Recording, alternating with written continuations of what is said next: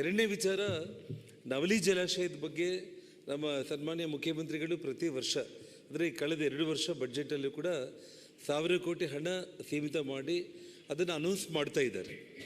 ಆದರೆ ನಾನೊಂದು ಉಪಮುಖ್ಯಮಂತ್ರಿಗಳಲ್ಲಿ ಮನವಿ ಮಾಡಿಕೊಳ್ಳೋದು, ತೆಲಂಗಾಣ ರಾಜ್ಯದಲ್ಲಿ ತಮ್ಮದೇ ಪಕ್ಷದ ಸರ್ಕಾರ ಇದೆ. ಅಲ್ಲಿ ಆ ಮುಖ್ಯಮಂತ್ರಿಗಳನ್ನ ತಾವು ಕನ್ವಿನ್ಸ್ ಮಾಡಿ ಮೀಟಿಂಗ್ಗೆ ಕರೆಸಿದರೆ, ಇಲ್ಲಿ ನಮ್ಮ ರಾಜ್ಯಾಧ್ಯಕ್ಷರಾದ ವಿಜೇಂದ್ರ ಅವರು, ಅಶೋಕ್ ಅವರು, ಪ್ರತಿಪಕ್ಷ ನಾಯಕರು, ನಾವೆಲ್ಲರೂ ಕೂಡ BJP ಪಕ್ಷದ ಕಡೆಯಿಂದ ಅಲ್ಲಿ ಆಂಧ್ರದಲ್ಲಿ ಕೂಡ NDA ಸರ್ಕಾರ ಇರೋ ಕಾರಣ ಚಂದ್ರಬಾಬು ನಾಯ್ಡು ಅವ್ರನ್ನ ಕೂಡ ಕನ್ವಿನ್ಸ್ ಮಾಡೋದ್ರ ಮೂಲಕ ನವಲಿ ಜಲಾಶಯ ಯಾವುದೇ ಕಾರಣಕ್ಕೂ ಅದು ಆಗಲೇಬೇಕು. ನಾಟ್ ಓನ್ಲಿ ನವಲಿ ಜಲಾಶಯ, ಇನ್ನು 3 ಬ್ಯಾಲೆನ್ಸಿಂಗ್ ರಿಸರ್ವೈರ್ಸ್ ಇದೆ ಅಣ್ಣ. ನಾನು ನಿಮಗೆ ಅದನ್ನು ತೋರಿಸ್ತೀನಿ, ನಾನು ಆ ಡೀಟೇಲ್ಸ್ ಕೂಡ ಕೊಡ್ತೀನಿ.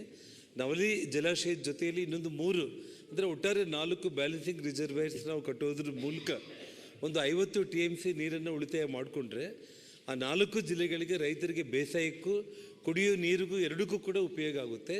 ಹಾಗಾಗಿ ತಕ್ಷಣ ಅಂದರೆ ಇದನ್ನು ಡಿಲೇ ಮಾಡ್ದೇನೆ ಒಂದು ಕಡೆ ತಾವು ಹೇಳಿದಾಗೆ ಡ್ಯಾಮು ಈ ಬಾರಿ 2ನೇ ಬೆಳೆ ಸ್ಟಾಪ್ ಮಾಡಿ ಡ್ಯಾಮ್ ಸಂಪೂರ್ಣ 39 ಗೇಟ್ಗಳು ಕೂಡ ರೆಡಿ ಮಾಡೋದಕ್ಕೆ ಬೇರೆ ರಾಜ್ಯಗಳು ಕೊಡದೆ ಹೋದರೂ ಕೂಡ ತಾವು ಆ ಹಣ ಖರ್ಚು ಮಾಡಲಿಕ್ಕೆ ಮುಂದಾಗಿದ್ದು ನಿಜವಾಗ್ಲೂ ಕೂಡ ಇಡೀ ದೇಶನೇ ಅಪ್ರಿಷಿಯೇಟ್ ಮಾಡುತ್ತೆ. ಇದು ಕೇವಲ 4 ಜಿಲ್ಲೆಗಳೆಲ್ಲ, ಕರ್ನಾಟಕ ರಾಜ್ಯ ಎಲ್ಲ, ಇಡೀ ದೇಶ ಅಪ್ರಿಷಿಯೇಟ್ ಮಾಡುತ್ತೆ ತಮ್ಮನ್ನು.